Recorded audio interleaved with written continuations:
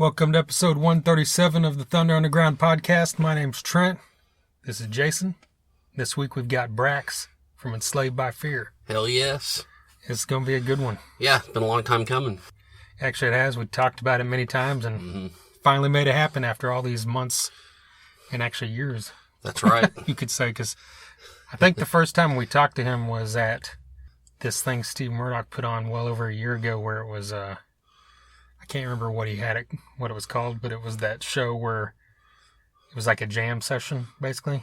Like guys from just any band in the area showed up and then they drew numbers out of a hat and then got on stage. You remember that? Yeah, I remember. Yeah. And then just formed a new band and then did cover songs and stuff like that. Yeah. Anyway. But yeah, we're going to get into that here in just a bit. But first we need to mention this weekend we're a sponsor. Oh yeah, that's right. Of the Back to School Bash. This is being put on by Grind. But besides them, it features some great bands. We've got Scorned, Madewell, Fist of Rage, Sovereign Dame, Kick Tree, Steam Shovel, Burning Icarus. I mean, this is an all-day event. Yeah. Out at the Shrine in Tulsa.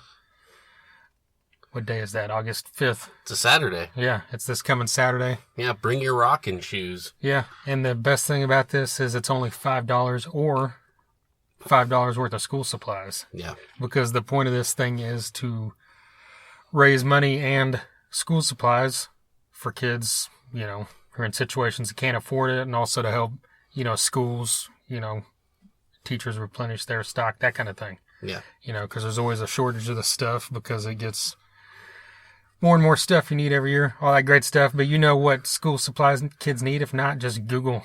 You can find out pretty quick. Only a Google away. Yeah. $5, worth of school supplies is pretty easy. That's right. Go to Dollar Tree. It's that simple, people. But yeah, I mean, that lineup, just Grind alone is enough to get you there. And then you throw in Fist of Rage, Scorned, Sovereign Dame, Madewell. I mean, this is great. Yeah, it's going to be a good one. Yeah, we'll be there, so come out and say hi. Like I said, we're one of the sponsors. I know Sunset Tattoo, Jake, who formerly ran Downtown Lounge. Yes. He's one of the sponsors as well, the Drum Shop. I know there's a few others. So yeah, like I said, this weekend, Back to School Bash, Shrine, be there. Yeah, definitely be there. Yeah, also, I saw that same day in Dallas, Texas, Crane Technique and Caliber Theory are playing the Curtain Club. That's awesome. Yeah. Yeah, those guys are coming up. That's great. Yeah, Caliber Theory is from the area, but this Crane Technique's first show into Texas, so they're expanding and they need to be because they're as good as any band out there. Yeah, what a way to kick off, for your first Dallas show. Yeah, especially at a place like Curtain Club. Yeah, exactly. But yeah, anything else we need to talk about? Man, did you listen to Rex Brown yet? Yes, but not enough to... Okay, all right. We should bump that one more episode. Because I listened to 3/4 of it actually today. Oh, okay. But all right, it's the first chance I kind of got. And... give it a few more spins and we'll get into it later on. All right. But no, I mean, the other night I saw Scattered Hamlet for the 47th time. How was it? What do you think the answer is? I'm pretty sure it probably kicked ass. Yes, it did. They played Thunder Alley in Oklahoma City. Yeah. And there was a good crowd. Everybody was into it. There was a good chunk of people out by the front that you could tell knew the words to some of the songs. Awesome. Which was great. And of course they played the good majority of the stuff, probably 80% of the Swamp Rebel Machine album. Mm-hmm. And then they played Skeleton Dixie, Outlaw Anthem. I'm forgetting something, but the stuff they, play from the previous... Oh, Shelter, obviously. There you go, yeah. But yeah, I mean, and then they played a cover of Ace of Spades, and it was a great time. Got out there, talked to all of them beforehand and afterwards, and Jake even came up to Tracy right at midnight after it was over and said happy birthday. Yes, that's awesome. But, yeah, I mean, it's one of those bands, like I mentioned on the last episode, that you've got to see live you can appreciate the hell out of them by listening to them. Yeah, but you really got to see them in person. I mean, you know that as well as definitely, I do. Yeah. But yeah, I mean, they put on a fantastic show. It's always full of energy. amazing guitar solos from Adam Newell. Yeah. And Adam Joe just is the consummate front man. There you go. Yeah. It's like if, Clutch and Jackal exploded into each other. Nothing bad can come of that, that's for sure. Definitely. He had some negative things to say about Lita Ford, though. Really? Which doesn't bother me. I love to look at Lita Ford and listen to her music, but he said that he met her at when they played Rockfest in Wisconsin, and she was kind of a bitch to him. So really, yeah. That sucks. Yeah. Well, what do you do? Yep. Just keep going, keep trucking on. Right. But another thing to point out is Big Okie Doom opened the show. Yeah. And I've heard that name forever. Yeah, they're from Oklahoma City. Yeah. I think Andy from Archon. Okay. You talked about him when he was on the podcast with us. It's one of the bands he mentioned. Gotcha. But yeah, I've seen the name forever, and I've always wanted to see him because I've heard great things about him. And they're just like a power trio of like doom, basically. It's like, but it's like, it's got that real stoner rock vibe, but it's kind of like more of a, I don't know how to put it. It's got a brightness to it, and it's not bright at all, but I don't know what the right adjective is, but I get what you're saying. It's got real, that stoner element. It's heavy. It's got heavy ass, a deep bass, but at the same time, it's like got classic rock elements thrown into it. Yeah. So it keeps it from being like sludgy or any doomy or anything like that. Yeah. Kind of like, the Sword did on their newest album, but it doesn't sound anything like that. So I'm just saying in that same kind of style. Mm-hmm. And when you mentioned the classic rock element, they finished with a cover of Working Man by Rush. Nice. And it completely, it worked perfectly with what they're doing. And I mean, you can hear Working Man with Rush, and it's already got that kind of where it leans kind of dark, but it's basically, it sounded like Rush, but just heavier. As soon as it ended, I texted Trevor and said, "Hey, man, this is what just happened." And he replied and said, "Man, I've been wanting to see that band forever. That's amazing. I can't wait." So that's great. Well, that's a great Rush song too that goes under the radar every now and then. I will say that is my favorite Rush song of all time. And I know I've said that to a couple Rush fans, and they are kind of taken aback by that but that's just me. I like that straight ahead kind of fucking rock. Yeah. Yeah, that's before they really found their way there. Yeah. So basically what you're saying is you're not a Neil Peart fan. Right. No, if I said that, I'd be a piece of trash. There you go. And you're not. We know that. Right. We know that. I'm not a jabroni. No. So after the show, did you go out to the gathering of the Juggalos? No. But the funny thing is, I was talking to Adam Jode after the concert, and he said, "So the rest of my band's going together in the Juggalos." And I thought he was joking. He's like, "No, they're all going. They knew someone that got them passes to go out there. So as soon as they were done with loading up the stuff, they were all going." He said, "I've got, we've got a show tomorrow night. I'm worn out. I'm going to take a shower and go to sleep." But the three of them are going out to the Juggalos all night. So that's what they did. I saw them post pictures the next day, and they said it was a great fucking time. God only knows what they saw. Right. Especially when they're showing up at 1 or 2 in the morning. Exactly. When if you show up at 4 in the afternoon, you're going to see some crazy shit at the gathering Juggalos. But if you show up at 1 a.m., you got to imagine that the shit's like in full effect. Yeah, and you're like, going to see some really crazy shit. Yeah. Oh my God. I wonder if they went to the ICP wrestling tent. I don't know. That'd be cool. Well, surely they did if it was going on. Knowing them. Yeah, the three of them, they're all diehard wrestling fans. Well, Brax. Yeah. Enslaved by Fear. First off, congrats to Brax and his wife. They just had a baby boy this past week. Yes. So congrats to them for that. Definitely. And another thing to point out before we get into this, I saw it was just a few days, I think, after we talked to him, they announced that they're looking for a new bass player. I saw that. Yeah. Tony's leaving, and they said it's all under good terms. But they're looking for someone. So if you're a bass player in the Oklahoma area, these guys are based out of Tulsa, and they're a fantastic band that hit them up. Is heading up, I believe, because go check out this album, American Death Grip, and you'll believe it if you love heavy metal, I think. That's right.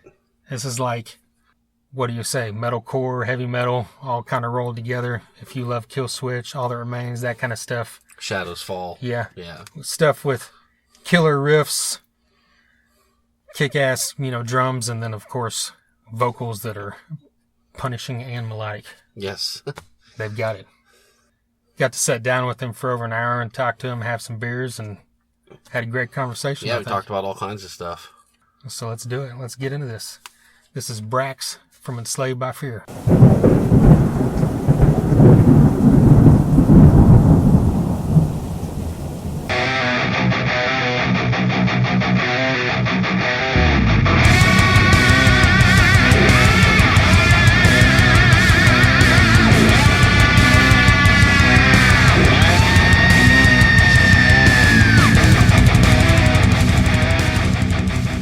Can't shit talk if you can't take it. So. There you go. Right. The logos. Tristan and I had kind of talked about it a little bit, and the original logo was designed by Shauna Wooten Summers, great friend of the band. She runs our website, which is currently down because we had an issue with our host site. So we're going to find a new site, which is probably going to be GoDaddy or whatever. Just whatever's easiest, whatever's cheapest. As soon as I remember to do that, then we'll have the website back up. Anyway, back on subject. The new logo design. Tristan and I tossed the idea around. And the other guys had mentioned it too. We really like what Shauna had done for us. And she's done work for many of my bands in the past. She does a lot of my flyers for shows when I promote shows myself and stuff. But we wanted something because the band had changed. We wanted something that we knew would represent our band well, visually. Give a visual aesthetic to what we're doing. As far as the audible sound. And another band that I play with had just gotten this incredible logo done by Christopher Horst, the Horst Type Foundry. He's done logos for Wretched and Battlecross. Oh, wow. Arch Spire's another one of the bands that he's done. And he did a logo for Violent Victim, this band that I play bass for. And it was phenomenal, dude. We were stoked. It looks great. And so I decided that based off that work, I knew, and I'd seen some of his other work, he could do something completely different for us that we were going to be happy with. So we contacted him and, found a prototype to start with and just went from there. And that brought about our new font, logo, whatever you want to call it. I'm probably going to be hitting him up here soon to do an actual symbol for Enslaved by Fear, and then we want to do a new t-shirt that'll include the new font and the symbol. Yeah. So, because he does all that stuff, he's really good. Yeah, it looks sharp. Yeah, I was really happy with the turnout, man. It was crisp, clear, easy to read, aggressive yet elegant. So. Well, it's been a couple years since American Death Grip came out. It'll be 2 years September. Okay. On 9/11. Yeah. Oh, wow. Because we actually did the debut and our tour kickoff to support it on 9/11/2015. Okay. That's So, his birthday, by the way. 9/11. Yeah, it is. Yeah. Crazy. He's got to live with that as. Yeah, they took my damn day away. Right. Shit. But no, having almost 2 years removed from it, how do you feel about it now, looking back? Does it live up to everything you hoped it had been?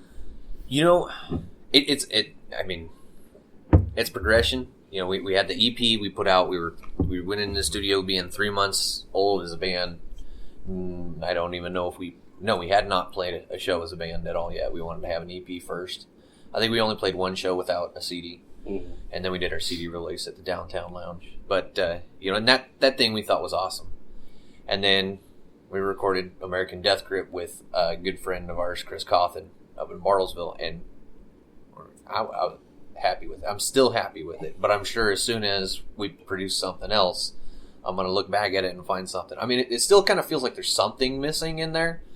And I don't know if it's on a production level or a mastering level, which I highly doubt because Chris Cawthon is an incredible mind behind the computer. I'm hoping that on the stuff that we start working on, that void isn't there. I don't know what it is. Yeah. I don't know if it's guitars. I don't know if it's vocals or So, but when it bumps in my car, it sounds great. It makes me happy. So There you go. Well, so what's the status on something new? You can blame me for the further delays. I'll take the heat. I'm not going to lie. We were a little bit of procrastinating through last year because we were on the road a lot, and that's where our main focus was. We had just signed with Voodoo Queen Management. Awesome people, rocking the shirt. Yeah. Yvonne Loveland, the CEO, she's a great lady, great network of people. Kathy Waxler with Voodoo Queen Digital Magazine. They all help us out so much when we're on the road. We wanted to get out there and push that we just signed with them and push the music, of course, because we hadn't had actual support to tour. Now, do we make a whole lot of money? Hell no. But we sure as hell didn't come home broke. Or I should say we didn't come home owing money. Right. We came home broke, but we had, we at least made it through. We didn't have to kill ourselves to make it through the road. And so it was great. Spent a lot of time on the road. And then I got married last September on the 17th. And shortly thereafter, we had a baby on the way. So I've been taking most of this year to try and get things organized and take care of the wife and the kids. She let me from September 2015 till this year spend most of my time focusing on the music, working some odd jobs here and there, make some money where we need it, and touring when I wanted to, when we could. So it was my turn to get back to her and make sure that our kids are set up. We just closed on this house we're in right now 2 weeks ago. Yeah. So we got first-time homeowners. Nice. Had the gas bill to prove it right after closing, We had to have a plumber come out and do $600 worth of work. Great, because the roofer shot a nail through one of our gas pipes. Oh, shit. Man. I talked to the guy. He's cool. He's going to make it right. So, it's all right. Right. You could never know. Yeah. There's no hard feelings there. But, yeah, so I've been kind of distracted. Started driving truck to make the paper that we needed to get our lives situated here. So next year, this coming year, after things settle down here, and Tristan actually, he's got a baby on the way. He just proposed to his girlfriend last night, so they're engaged now. Nice. And then we got the baby news right after that he proposed, so that was like a double whammy. Yeah. So I'm sure he's going to spend some time focusing on that. We want to make sure that family lives are taken care of because they've let us. He's been with her longer than Carly and I have been together. Mm-hmm. So, and she's been faithful and great to him through all the road time. And, well, I guess he got wasted one time. We went to the titty bar in Peoria, and he didn't even make it through the door. But so the rest of us enjoyed it. Yeah. So we've got American Death Group, or not, and What We Trust Part 2 is written. We've got that song pretty much set. We've got scratch tracks as far as the instruments go, and we've got the lyrical concept, melodies, patterns. I talked to a buddy of mine. I want to try and get a single out. That'll probably be one of them. Tristan's got a couple other songs that he really likes off the album, so if it's one that I don't have lyrics to already, we'll hopefully have at least something out here soon. Yeah. That's something we can figure out as a band and see what we want to do there. That's a recent development, so we haven't even really talked about that yet. Yeah. Well, the writing, how does that come about? Is it just one guy mainly, or does everybody kind of throw in? Or everybody gets their say. Mm-hmm. If somebody thinks something would sound better here, then we try it. Whatever sounds best as a group, we decide. The majority of the writing Tristan does. As far as the instrumentation, though, he puts together the guitars, both rhythm and lead, because we don't have a rhythm guitar player. He's got to record all the rhythm guitars, and then we track them in live, or whatever he's not playing, because sometimes he'll play the rhythm to make it easier to sing, but of course all the solos he actually plays live. Yeah. No cheating there. If we had another guitar player that could hold his own on stage, get along with us, and play the licks, we'd happily take him. Yeah. And we've talked about some people. We'd love to have another guitar player, but until then, we'll do that. Yeah. Anyway, and then I write the lyrics and vocals to it. Mm-hmm. Tristan has a lot of input. He generally gives me a song title or idea for the song, and then I'll write the lyrics around the concept. And if I feel the title needs a change, then we discuss a title change. Whether it's the same concept or what, it just maybe I didn't write it, and it didn't. The phrase or the word doesn't encompass the actual song, even though it's got the same meaning he wanted. So, Fall Apart, he actually wrote. on the American Death Grip album. Even lyrically? Yeah. He wrote the lyrics. He'd never written vocal melodies or anything like that, and so he asked me to help him with that. So we got that was I used his lesson for him because he was really inconfident, lack of confidence in his vocals back then too. So we got to spend one-on-one time to work on his vocals because he sings a good portion of that song live too, just because it means so much to him. He's put everything into that song. It's all his. I wrote the vocal melodies. He stamped the approval on everything. If he had a problem with something, he'd say it and we'd work on it. So he wanted a good portion to sing live on that song. So it was a good opportunity for him. Yeah. And now he does quite a bit vocally live, whether it's backups or the Bullet for My Valentine cover that we do live. He sings pretty much all the main vocals, and I just do the screaming and low harmonies and stuff. Yeah. Which is nice. Gives me a chance to breathe. So are you saying like he'll come up with a concept and say this is what I want the song to be about, and then you write it lyrically? Yeah. Is that what you meant by that? I mean, okay. he kind of gets an emotion behind the guitar, the guitar notes sometimes. He gets a feeling, a vibe or something that he feels like it should be about. Now, I mean, I have the option to try and sway him from that. If it's just something that I feel so strongly about, I have asked him to let me change it and do something a little different because maybe I had a vocal thought that popped into my head that instantly fit, and I felt like it was necessary to keep with that. It doesn't happen. I think that maybe happened once on American Death Grip, and then all of Envy was pretty much, there was little bits of input. In What We Trust, we wanted a song for the troops, so that was a given, but I was already on board with that prior to joining up with these guys anyway. So, but yeah, I mean, other than that, some songs he just says, "Here's a song, do whatever you want," and I do. And if he has any questions or problems, he voices them to me. And same with all the members. It's just on the writing aspect, it's Tristan and I mostly because Tristan writes all the music. He wants to make sure that the vocals and everything are going to mix well. So, and then everybody else, if they have any problems, of course, we all voice their concerns. So it's not like we're forcing everything down everybody's throats. Yeah. If they don't like something, if someone really doesn't like something, it just doesn't happen. Because it's all our music in the end. Might be him putting most of the time in writing everything and then me writing the lyrics, but it's still all of us that got to express it on stage. So we all have to be passionate behind it 100%. Yeah.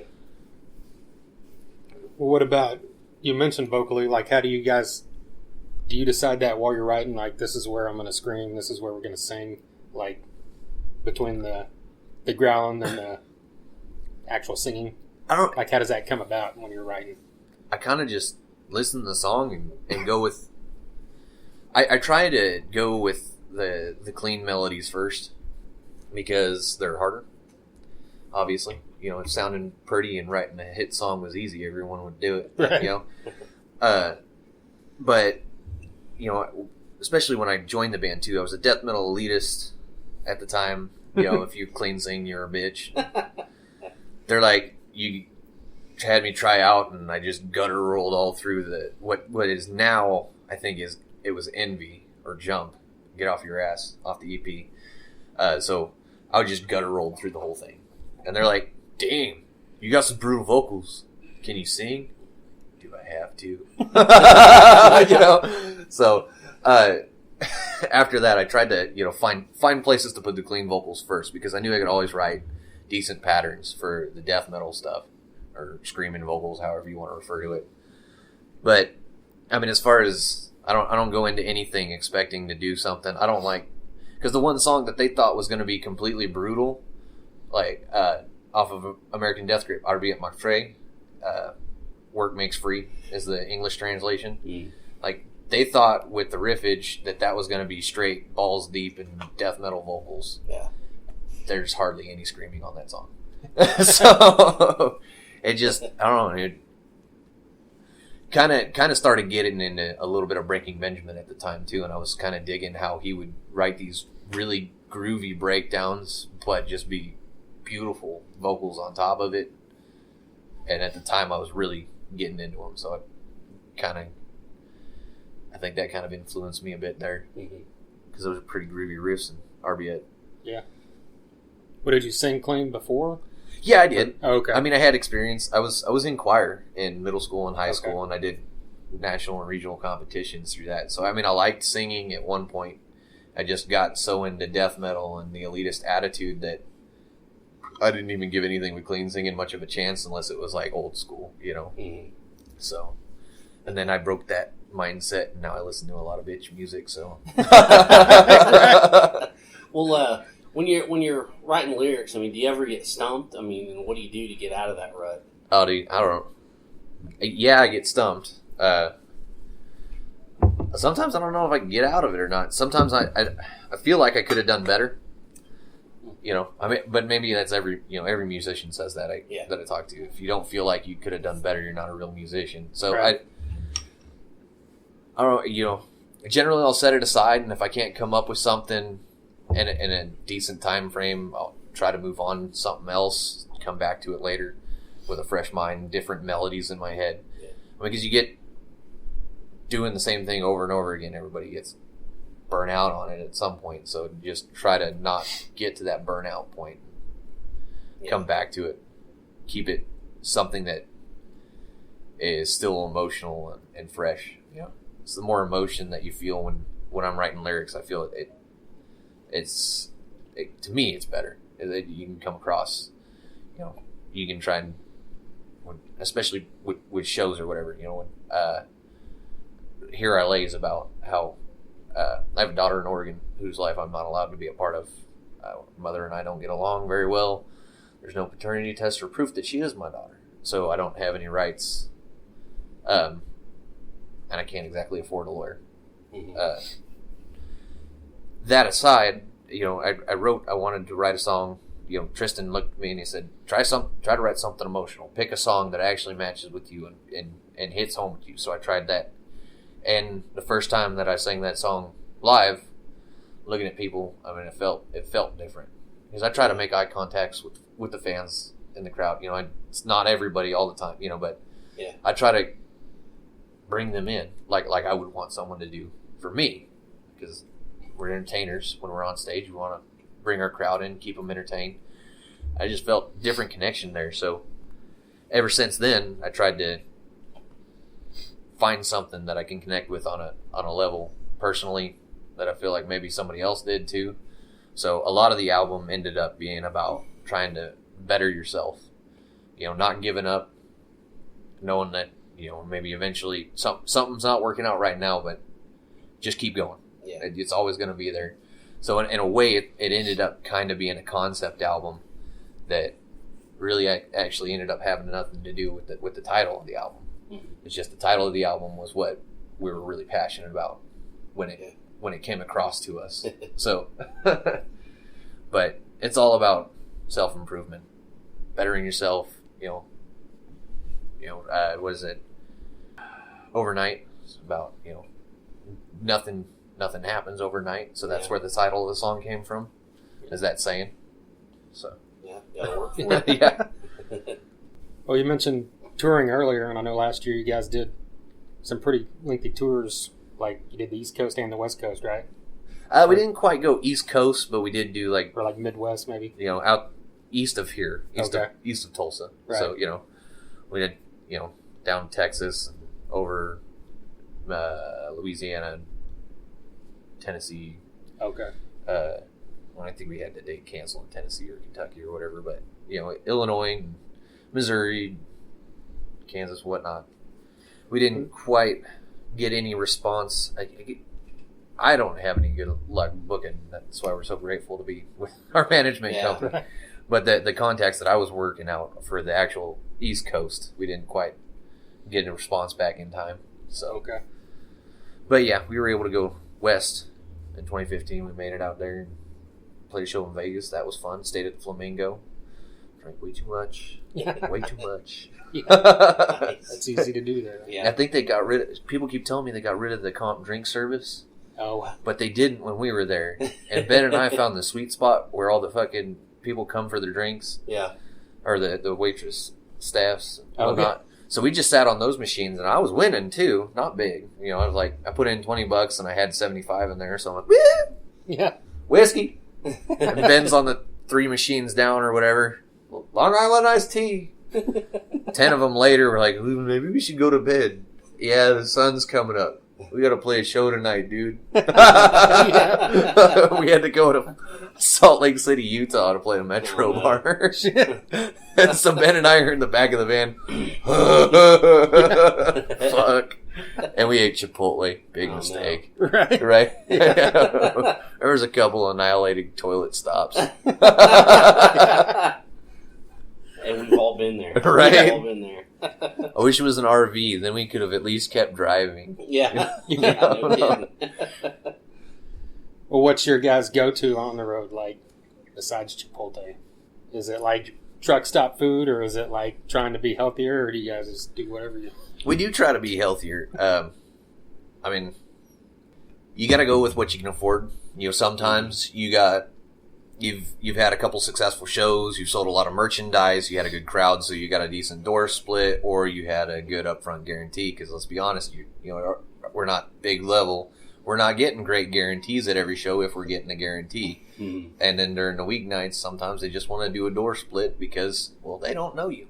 So they want to get you in here, see you, and see if they want you back. Yeah. So, you know, but you do all right. So maybe you treat yourselves a couple of times. I try to stick to salads and, you know, proper balance of, you know, vegetables and meats rather than doing the McDonald's thing. Yeah. But at some point on being on the road, you do the McDonald's thing because that's what you got money for. Right. Dollar menu's going to happen. Right. Dollar menu does happen. And then you don't eat McDonald's after you come back for a few months. So, Yeah. or at least a couple of weeks. Right. I don't know that now that they were doing I don't think they were doing the all day breakfast menus when we were doing. Yeah. Because that was new. That was recent. I like the breakfasts. I do hotcakes all day long. Yeah. Yeah, I could do a sausage biscuit for dinner anytime, I think. Oh, man. Right. Yeah.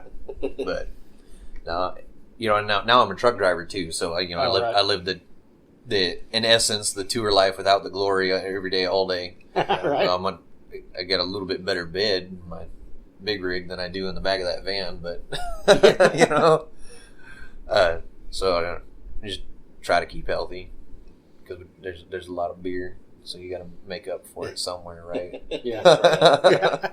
Well, you know, being a truck driver and then, you know, being gone from family and then juggling, you know, the band and touring and stuff. How do you kind of make that all work where everyone's happy?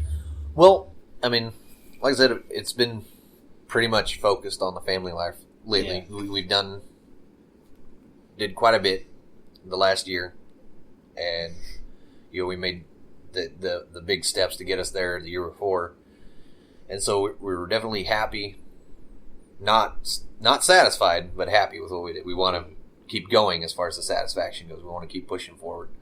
All of us do, but at the same time, all of us are family too. Not in the sense that, oh, that's my guitar player, that's my brother. No, that's my guitar player, that's my brother-in-law. The bass player is my brother-in-law, and the drummer's my brother-in-law. So I'm married to my band member's only sister. Okay, I didn't know that. Yeah. Okay. So literally, we are family. If we get pissed off at each other and want to strangle each other, which has happened, I think Ben strangled. No, he just threw me up against the wall, but it was deserved. I tried to strangle him. He was just doing self Right? It'd been a long. We'd been on the road a lot, and that was at some point last year. Some drama happened, whatever. We got upset. It happens. But we're family, so family comes first. We got to focus on our family lives. So it hasn't been too big of a deal. You know, with this is going to be my last kid anyway, probably. I mean, unless one comes along by accident. Mm-hmm. Because I want to focus on, you know, I want there to be a life after children too. You know, Yeah. I love my kids, and I'm looking forward to having my son. Don't get me wrong, but I do look forward to being that 50-year-old dude sitting on the front porch saying, "Fucking kids, stay off my grass." That's right. But you got to. Family means everything to us, so it hasn't been too big of a deal. And if anyone in the band has had too big of a problem with it, they understand enough to let it slide. Yeah. So, and I've appreciated my guys so much for supporting me with letting me take care of my family. Yeah. So it means a lot to me. Definitely. Well, I'll swap out beers, Lord. Oh, yeah, I saw this thing you posted probably a couple weeks ago where you said two things you wanted to do musically right now are on opposite ends of the spectrum. Oh, yeah. Where you wanted to be in a top-notch cover band, or you want to do something that was, what did you say, dirtiest tuning you could get a guitar in? Right? Yeah. So, I don't. It's just some. You especially at our level, and you never know if you're ever going to make it any further, or if you're going to just regress and crawl back into a garage. It happens. I've seen it go both ways. Some great local bands fall apart. Some great local bands become, what Agony Scene was for Tulsa. Yeah. right. And, and then shit fell apart for them too. Shit happens. So, on a personal level, it just, because I love what Enslaved by Fear is doing. Enslaved by Fear is, the mainstream kind of metal. We can go brutal, and we have Avidity off the album that has no clean scene, straight death metal. Or I guess it's not death metal with the guitar riffs, but, it's brutal. And then we've got Fall Apart, that's beautiful, sweet melodies. And it's fun to do, but I also was an elitist. So I want to do just some stuff that Enslaved by Fear is never going to do. But I want to do it vocally, because like I said, I also play bass for Violent Victim. And that's death metal, and it's fun, and I love playing it. Otherwise I wouldn't be in the band, obviously. Because you got to love it to do it. But just seeing what a lot of bands are doing and experimenting, and not even necessarily going to a brutal death metal sense, but like what the guys in Screaming Red Mutiny are doing. They've got that 7-string guitar. They got that drop tuning. It fits Sprout's voice perfectly. He's not having to force himself too hard to get the notes at the top of the song's range, and a great groove to go with it. Yeah. It's got I'm really digging what they're doing. And then there are bands like Volumes on a national level. Volumes has got 7, 8-string guitars or whatever it is, and they got this brutal low tuning, but they, keeping the extended range guitars in there so they can hit those beautiful solos and stuff. And I'm just really liking what's coming out with those possibilities, whether it's rock and roll like Screaming Red Mutiny, or the metalcore like Volumes, or Born of Osiris within the Ruins. They all use those tunings as well. I want to play with it. Yeah. I just don't know anybody else that does right now. So I don't know if anything like that would be any more than a studio project. I just want to hear what I could come up with. I'm not a great guitar player though, so I can't write my own stuff. Well, as far as the cover band side of things, is that something?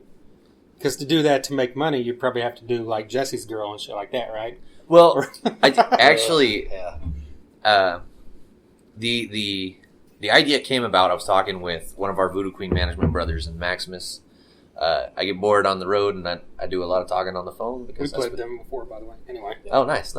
Yeah, they're cool guys. Yeah. Great rock and roll, and we're working on scheduling a winter tour. So talking about getting back in the swing of things next year. It's already in motion. Mm-hmm. We just we've got a new idea that we're throwing out there, and that's where this cover tune thing came about. As he and I were talking, we're making jokes, talking shit on cover bands, like we all do, because we get jealous about them making $4,000 a night, and we're making $200.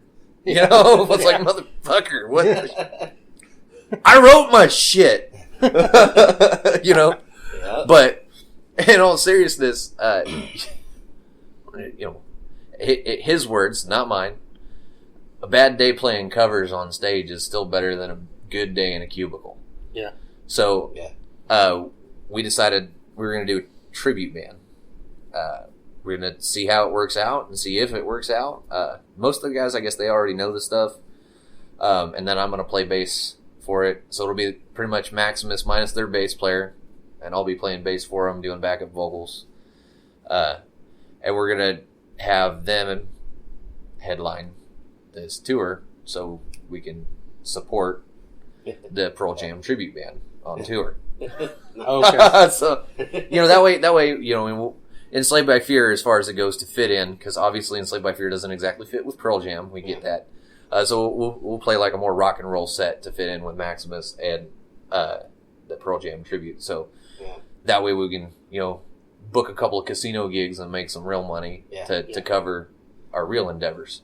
Yeah. So, and then if that works out, cool. I think we're going to try and make that our daytime jobs and try and keep consistent gigs booked with a tribute band, make some money, and let people hear some Pearl Jam, because I love Pearl Jam.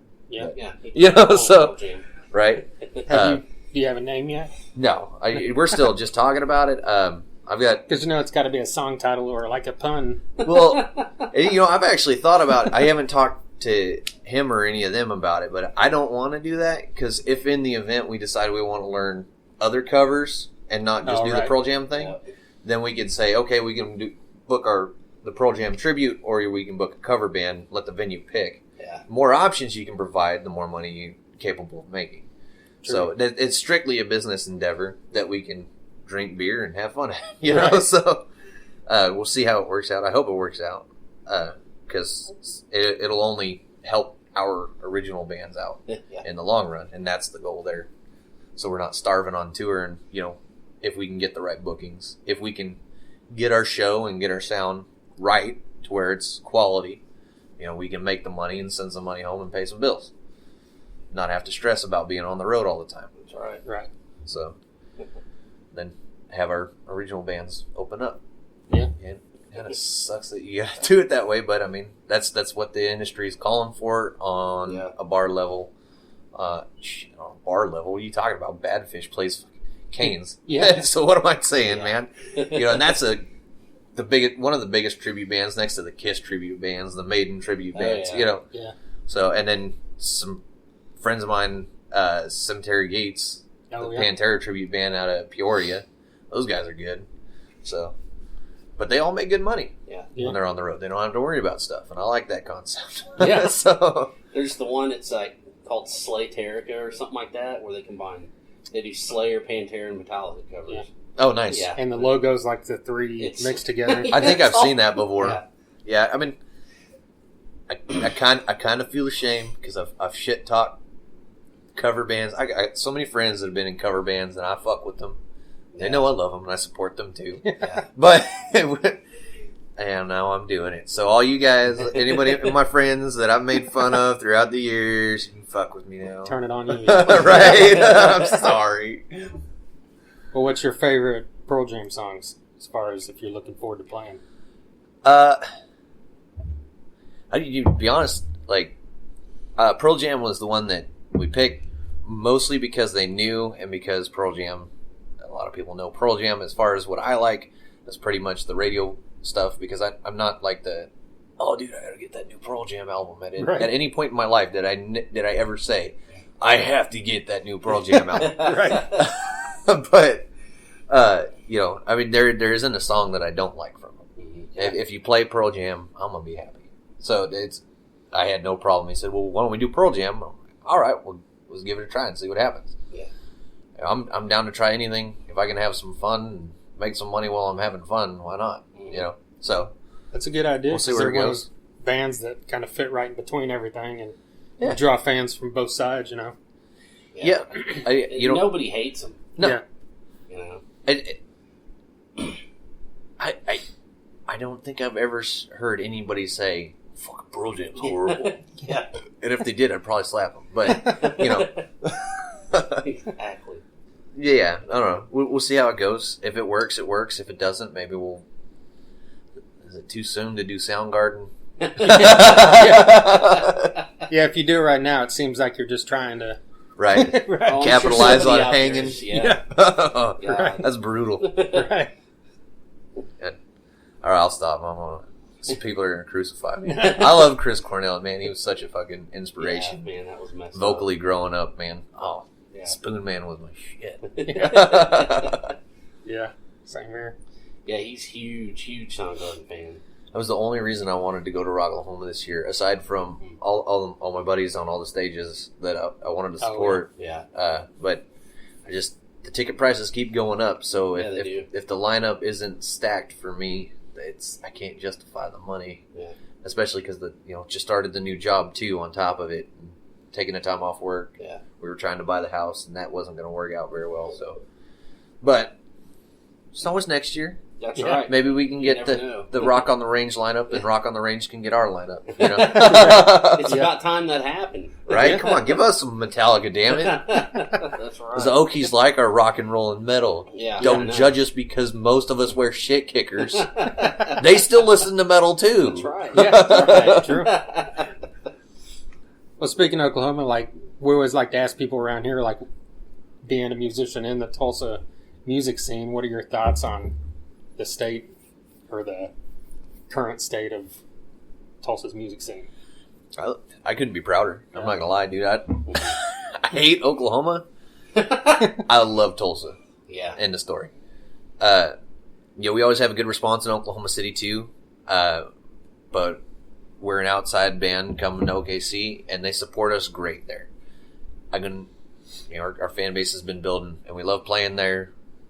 Whether it's for the Proctors or Jerry Church, it don't matter. We love playing Oklahoma City, but Tulsa, it's family, man. Even the bands that it's like these motherfuckers. When it comes down to it, they've got your back, and you've got theirs in this scene. You had a specific someone Brooks that was ripping off bands and shit, and we didn't realize how deep it was going because nobody was really talking, and then once someone started talking, everybody started talking. We realized this guy's got to fucking go. Yeah. And they did. I don't think there's a venue owner that'll allow them to book a show. And if they do, I will happily show up and support. Wink. Twitch. But, Awesome. I mean, there was a, I don't know if it was a joke survey or not. I think it was done by one of the actual digital metal magazines that has some credibility, like Metal Injection or Metal Sucks or something like that. But there was this thing that they posted of the best and worst cities to play in the country, and it gave bad's X color and good's this other color. Tulsa was good.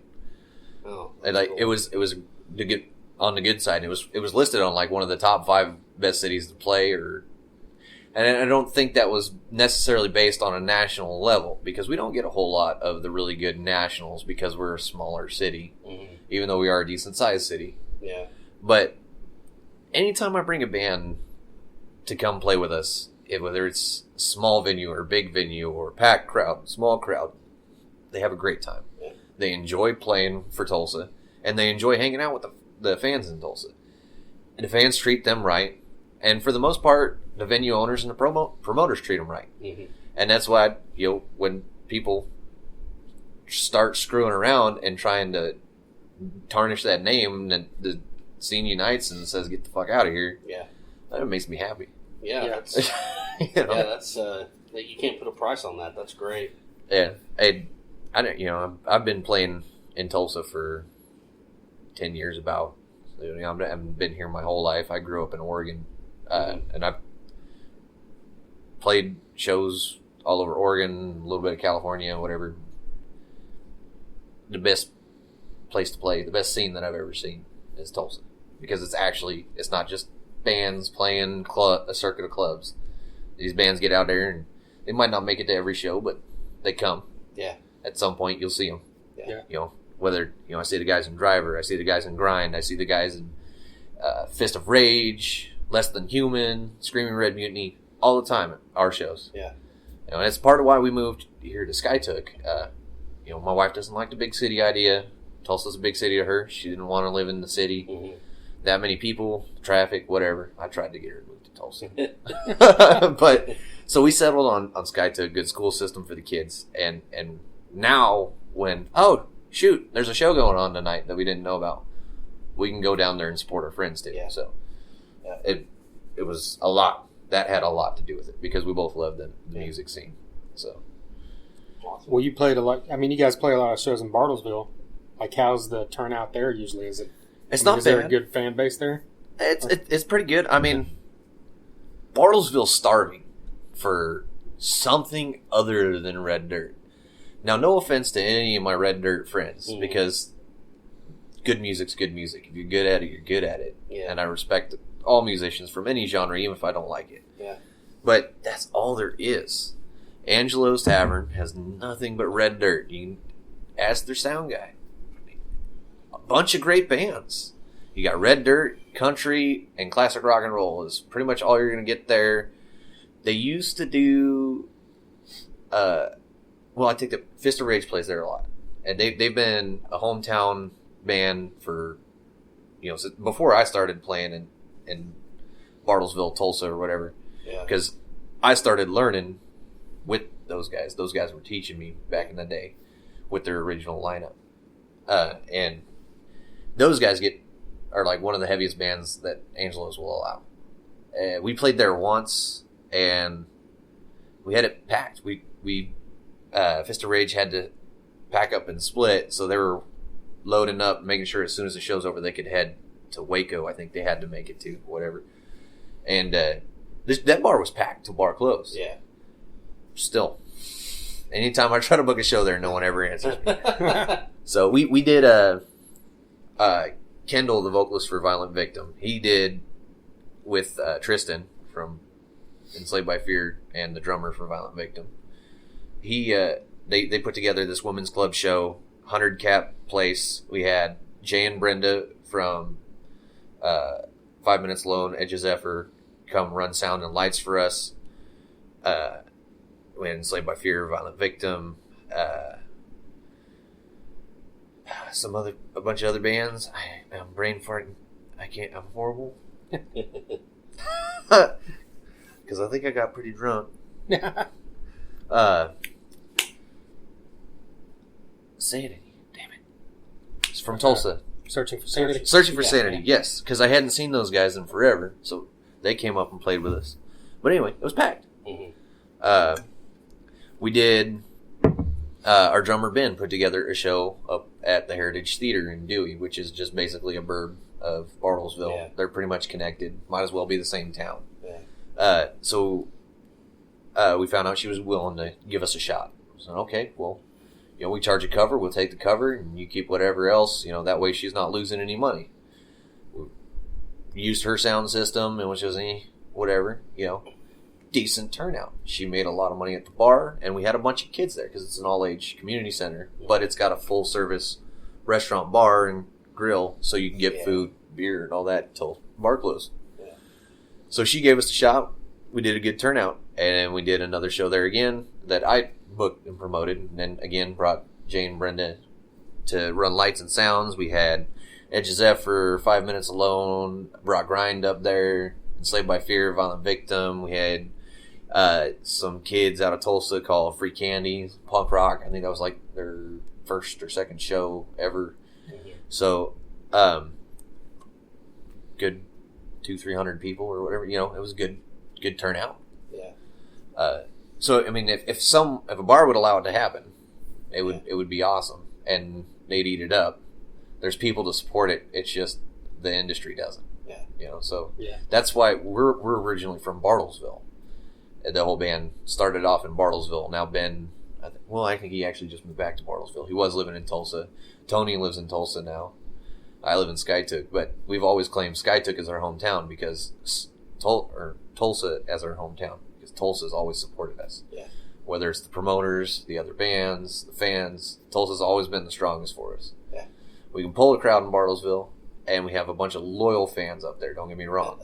But Tulsa, the city herself, has helped us. Yeah. Whereas it's only been the fans there to support us in Bartlesville. And sometimes you gotta have the fans speak out a little louder. And I think they're starting to realize that in Bartlesville with what we've been doing up there. Edge of Zephyr's been, helping. They've been pushing. I mean, they're a little on the softer edge, rock and roll, but I think they're starting to realize up there that they can make some money off of the metal. Yeah. It's more common than everything else. Yeah. Yeah. That's what people are failing to realize. Yeah. Sorry, I ramble. No, So, it's good. That's what we want. Yeah. I go off on tangents, man. Well, speaking of passionate fans, I saw you got the Oh yeah. CFH, and I've got that as well. Yep. And I saw recently that Magic had Oh yeah. the You got- EXF on the side of EXF his on his neck. neck. Like, so what's that mean to you as a musician to see someone do something that dedicated to what you've created? See, I try to put on this facade like I'm some some badass asshole, but I'm really, really a softie. So it kind of got me a little teary-eyed when he actually went through it. Yeah. Because, well, I mean, not literally, but I did get a little choked up. I'm not gonna. Yeah. I cried. No, yeah, man, it's awesome to know that somebody else out there loves it enough to permanently ingrain it in their skin, but not. And in his specific instance, it's not anywhere. Okay, I can go to work. Let's cover it up now. Yeah. Ed is on his neck. That is where that is out for everyone to see 100% of the time, and he loves us that much. I mean, we're not just a band to him; he's our family. Because I've known Magic for years, long before Enslaved by Fear was ever a thought. Magic has always been a good friend of mine, through some good times and some bad. That man has brought a smile on my face at times when he probably didn't even know that it was necessary. And if it wasn't for him, I would have had a shitty fucking night. Mm-hmm. And so he supports us. You know, he is not just a fam. That guy specifically is family. Yeah. You know, outside of, you know, what his support for Enslaved by Fear. Yeah. So that's just, to him, that's just him supporting his family, his brothers. Yeah. It ain't no thing. We show him love, he shows us love. Yeah. You know, we're there for each other, good times and bad. But it meant a lot. So Oh, yeah. I couldn't be happier to know that someone loves us that much, you know. So For sure. You got any other bands on you besides Pantera? Yeah. I got, when I was 17, I got this Mudvayne tattoo on my calf. Oh, yeah. It's how the font from how they wrote it on the album LD50, all spaced in lowercase, little lowercase. You know, big case, lowercase, I mean. Yeah. But that was actually done with a G string off my bass. The guy didn't have any, because it was like prison style tattoo. Oh, wow. Need I even say there might have been narcotics involved. But it was worth it. And a week later, I went to Mormon church camp. I got in trouble, needless to say. Yes. Being the only 17-year-old Mormon at Mormon church camp with a tattoo. I don't think that went over very well with my parents. I didn't get grounded, though. I think I had already moved out. So we were good. And then, of course, I've got my Eddie. Oh, yeah, I didn't see Yes. that. I got That's awesome. I got that done the day after we saw him at the BOK Center in Yeah. Tulsa. Oh, That was my wow. first time ever seeing Iron Maiden in my favorite city in the world, Tulsa. And yeah, it was necessary. Definitely. Put it on there. I've always thought about it, but I always think, you know, man, if you haven't seen them, like the CFH is the one thing where you can say, well, I never saw Pantera, but I got the tattoo. That I think is kind of acceptable because you're never going to see Pantera. Yeah. You know, so if you're never going to get to see the band, like now Soundgarden, I feel that's acceptable. But as far as if they're still out there touring, you gotta earn that right to get the tattoo. Yeah. I feel so. That's right. And all that, you know, Dino, he's did that, and the CFH and my EXF and some of that. This is the album art or the T-shirt art, the heart from our tank tops and ladies scoop neck tees, and he actually helps the Tulsa music scene too. With, you know, anytime Steve Murdoch needs to raise some money for like a lot of fest, when we did that, Dino gave away some tattoo coupons for Murdoch to raffle to try and raise some money for those, for his wife and son. So Yeah. that's where I get all my tattoos. I got to put that out there. I can't leave my artist hanging, you know. So if you need some ink, go to Broken Arrow, Main Street, Zen Tattoo. Tell Dino Brax from Enslaved by Fear sent you. I'm just saying. Nice. Oh, yeah. It's fast, clean work, as you see. You know. So Yeah. yeah, I'm actually thinking about getting the Incubus light grenade on my hand right here to go with the rest of it, Oh, yeah. and then I want the Sublime Sun on my elbow. Nice. If It's a good cross section of Yeah. right. styles of music there, too. Yeah. Well, and that's what I decided to do. I was going to actually do this concept on this leg because I started the Mudvayne down here, and I was just going to get all my bands. Mm-hmm. When I really wanted my forearms covered, and when I went in to get my forearms done, I had the appointment set up. I had officially decided on what I was going to get. So I finally decided to start this. Yeah. So I put the microphone on there. The microphone was done by somebody else. Good work, but not my artist. So Yeah. just a one-time deal. But yeah, so that's what this whole sleeve is going to be, is music. I'm probably going to get, up on my biceps some mountains, because I'm from Oregon and I miss the mountains. Yeah. If I could get mountains or the waves crashing up on some mountains or something like that to go in with it, it'd be pretty savage.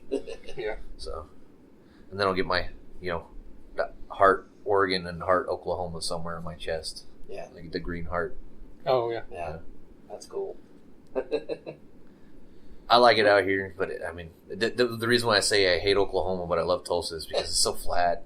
Yeah. It's a different type of beauty, man. You get to experience everything with the seasons. Yeah. Yeah. Oregon is green, beautiful, and ready to go all the time. Yeah.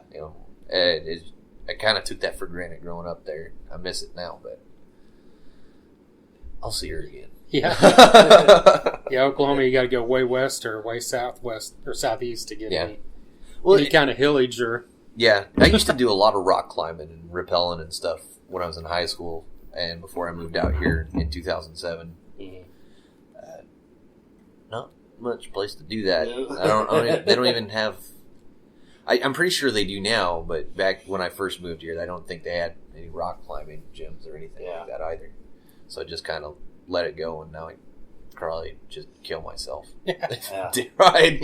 I can rappel, but anybody can go down the hill, Yeah. Yeah. There used to be one in an industrial, whatever, like in East Tulsa. Oh, yeah. Yeah, it was like I a had heard. building, something Oh, like okay. that. That had a big sign, but I don't know if it's there anymore. I have no clue. I heard at one point that we had gotten one, and I'd never gone there, so I Yeah. didn't know, and I never hear anything. This isn't really a rock climbing community, Right? Yeah. because most of those people too it's a lot more than just a pastime. It becomes Yeah. you're kind of an eco nut too. Because those rock climbers, they're out there, in some cases drilling holes into the side of the rock face to set permanent anchor points for future climbers to be safe. For those ones that don't know how to climb and set their own anchors properly, so they're not risking their lives. Yeah. And a lot of people think that that's defacing, but it really isn't, because that's about the only thing that they are doing. Also, what they're doing out there is cleaning up. Yeah. If anybody trashes one of their spots and they find out who does it, some of those guys get serious, man. So, but I just did it recreational. I wasn't too into the hippie stuff. Don't get me wrong, I don't like littering, but Yeah. I just wanted to climb and see if I was going to kill myself. Right. It was a rush. Nice. Well, final question for you. Playing bass with Violent Victim, singing with Enslaved by Fear, when you get on stage playing bass, do you start twitching or anything, wishing you were screaming the whole time, or what? It's I don't know, it's different personas. I mean, it's still me, but it's different sides of me. Because when I started playing in Tulsa, I played bass for Divine Heretic back 2009, 10, whatever. And that's where I started, was on bass. I started playing bass. My dad played bass. He actually played a band called Thrasher in Sacramento, California, for Folsom area. And he met my mom when he opened up for Exodus. So, I mean, I was kind of destined to play some bass. Yeah. But, I started my music career on bass. So it's kind of natural there. And I was missing that. I started singing for Enslaved by Fear. I had a bunch of offers to play bass from some good friends of mine that I'd known throughout the years and some good bands. And I got sick of seeing great local bands sounding great, killing it on stage, and that singer would just shy away, and it talking, hey guys, so you could you let's get you up front and let's rock out, or no, man, get the fuck up here right now. Yeah. You're a front man. Tell me what you want me to do. I'll do it. Yeah. Like I want, Corey Taylor to me, I didn't listen to screaming metal too. It's funny. I went from hating screaming metal to being an elitist to now I do it both.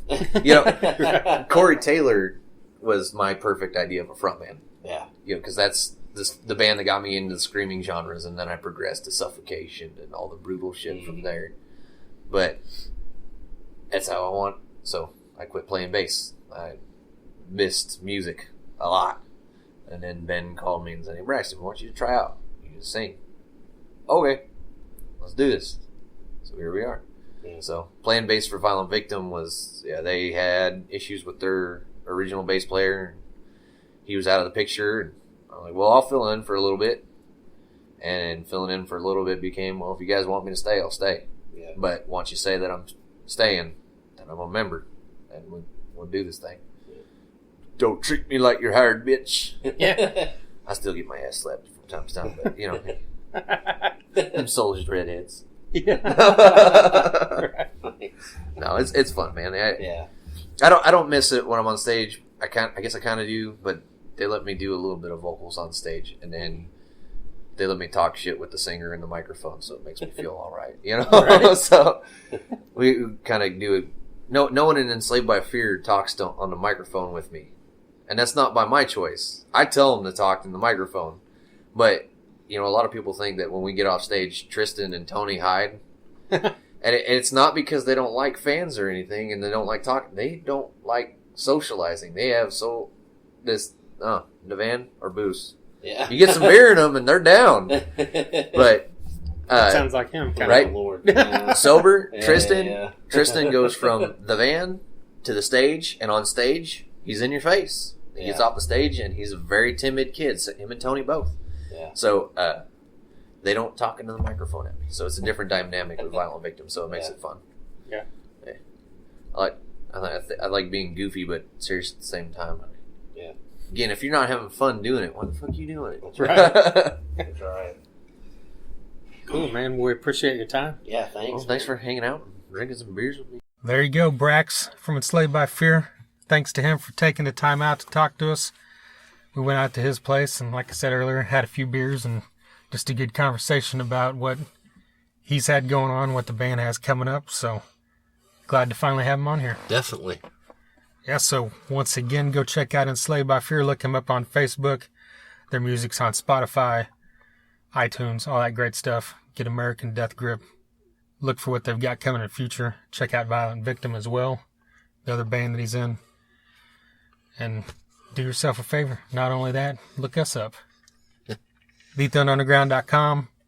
Facebook is / The Thunder Underground. Instagram and YouTube are at The Thunder Underground.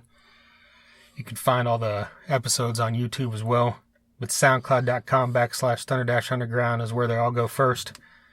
And we've had on guys from, if you're into the heavy stuff, like Enslaved by Fear, we've had on guys from Crowbar, Miss May I, He Is Legend, Battlecross, Allegion, Death Angel, Overkill, Megadeth, Chris Broderick, formerly of Megadeth, was on here. And then Seven Dust, Avatar. We get into stuff like Kiss. Oh, yeah. Those guys. Yeah. Gene Simmons was on here. And? Bruce Kulick was on here. Hell yes.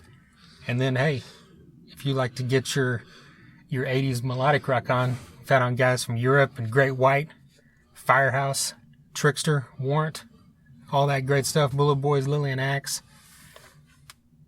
Corrosion and Conformity, Shooter Jennings. It's just back and forth. Yeah. Even though Corrosion and Conformity and Shooter Jennings aren't really the 80s melodic rock. I was just like continuing on, you know what I'm saying, right? I was drawing a blank. Yes. I would have jumped in there. Right. But yeah, so that just shows you. This week we had Brax from Enslaved by Fear. Last week it was Bill Leverty from Firehouse. So we just kind of ranged the gamut because we like it all. Yeah, exactly. But yeah. You got anything else? I think that's it. Yeah. This was a pretty good lengthy one. Yeah, you had quite a more active weekend than I did, so right. I'll probably have more to talk about on the next one. Well, yeah, the next one we'll probably be talking about. I'll mention it again. Yes, because it's been over an hour since you heard me say it. Back to School Bash, Grind, Fist of Rage, Southern Dame. Sorry, Madewell. Yeah, we forgot already. Kick Tree. I had the list Scorned, Burning Icarus. I think that's Steam Shovel. I think that covers it. But $5 at the door, or $5 worth of school supplies, or more than $5 worth of school supplies. I mean, this is Bring more. a fundraiser. Yes. Yeah. And it's at the shrine. Yeah, which is always a great time. Great venue to see a show. So get out there and check out these kick-ass bands and help this worthy cause put on by Grind. But yeah, we'll talk about that. And then, of course, we've also got an episode coming with all the members of Bible of the Devil. Yes. Which is a kick-ass band out of Chicago that we had a chance to talk to when they came through Tulsa a couple weeks ago. So be looking for that in the next week. But I guess that covers it. That's it. All right, until next time. Hey, what's going on? Thunder Underground, y'all.